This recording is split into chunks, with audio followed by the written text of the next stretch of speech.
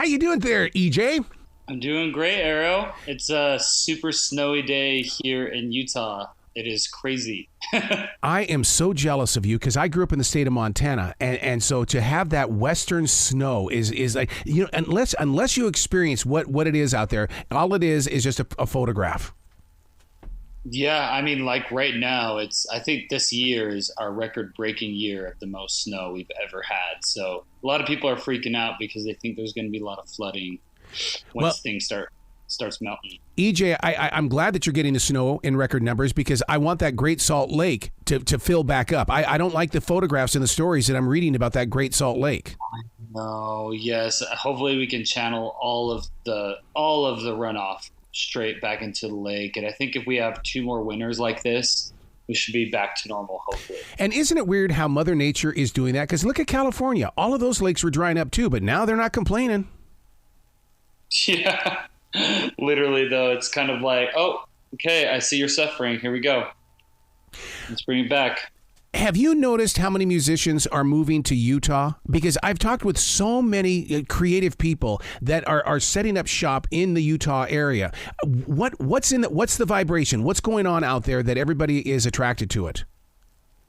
I really feel like Utah has just this really beautiful, peaceful energy to it. Post Malone, I think that's it. And being one of them, out to Park City.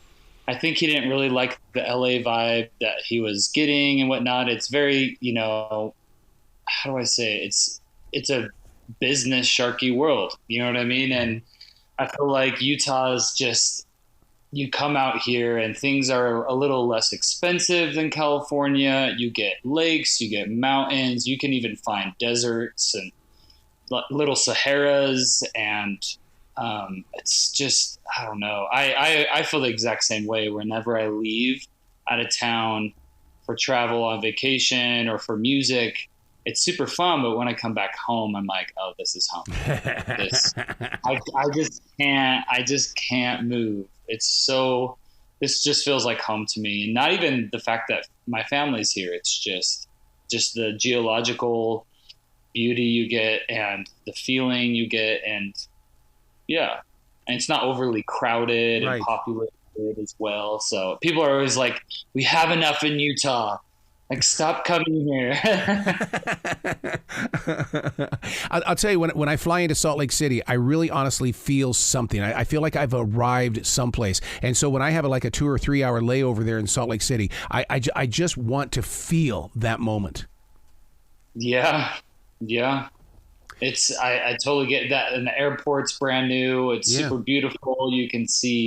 I think you can see the mountains. The East Wasatch Mountains from there. But and even though it doesn't have maybe as much opportunity as far as music industry connections like LA, Nashville, and New York has, online now you can, if you're building your own following online, people are going to come to you.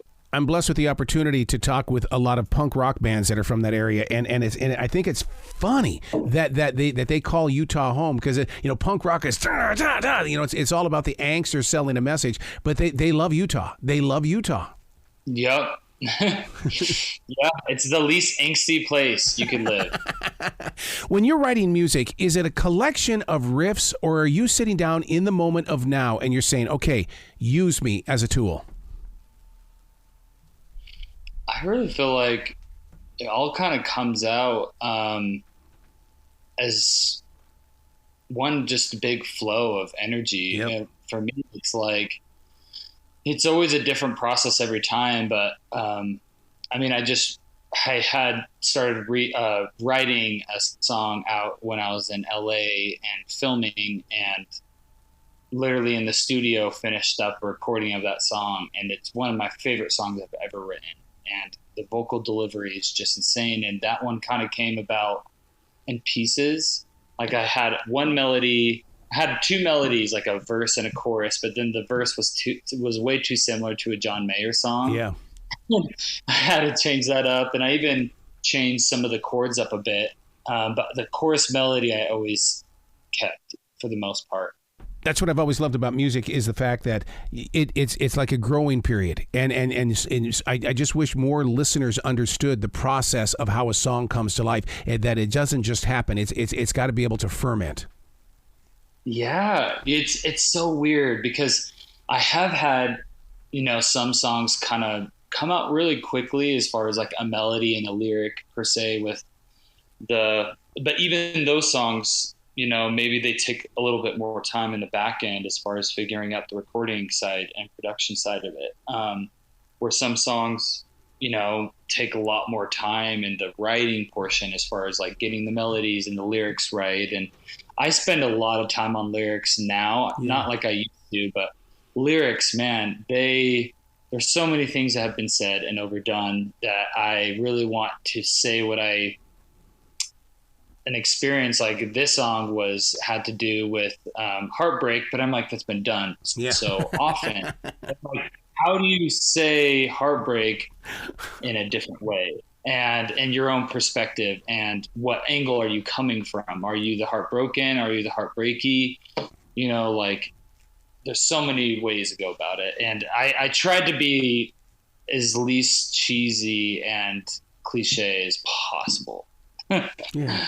In a very positive way, do you see yourself as being that person where viewers as well as people discovering you are saying, that's him? I want to be like him, because your openness has been so transparent, and you're helping to heal a lot of people in hiding. And I feel that the way that the world is changing, that a lot of people are going to go back into hiding. How do you stay open and help push everything forward the way that you are? Man, that's a great question, because it has taken a lot of vulnerability, because I've been, for the past 5 years have reached this level of just bravery and like sharing myself. And there's some times where I'm like, oh, man, I'm done talking about this, and reliving this over and over again and whatnot. But I really try to take myself out of my own feelings and emotions. And I'm trying to think about other people and like that person who, even at like a show, I played the jazz game halftime show at this like Pride event, but it wasn't, it wasn't like this LGBTQ plus community coming. It was a Utah crowd coming. Yeah. And I'm coming in and sharing my story, and I'm thinking about the maybe 1 to 2 to 5 people out there that are still struggling with accepting themselves or really coming to terms with who they are. And, I try to speak for those people and have the bravery, to deal with the backlash, to deal with the negative comments that you get, to deal with the pressure and whatnot. And I try to keep that always in the back of my head, that I'm like, I'm not doing this for just me. I was able to do this for myself. Now I want to help free and release others as well. And a lot of that comes with self-care. I really have to manage the negativity. I listen to a lot of meditation at night. Nice. If I'm having those nights I can't fall asleep, I do yoga. I try to keep myself balanced so I don't get too wrapped up in how the public's responding to my story. And there's a lot more positivity than there is negativity, but sometimes it's really hard to not pay attention to the small negative aspects. You know what I mean? But I feel like I've now, being 31 too, I probably wouldn't have dealt well with it if I was in my 20s, but being a little older, you also are kind of like, I just don't have as many F's to give. So you just choose on what you want to care about, and then the things that you don't care about, you try to not care about it. Wow. I love where your heart is. I hope we get to talk many more times in the future, because I want to keep sharing your story forward. Oh, thank you so much, Arrow. That really means the world. Please come back to this show anytime. The door is always going to be open for you, okay? Thank you. Right. I appreciate it. Be brilliant today, sir. You too. See ya.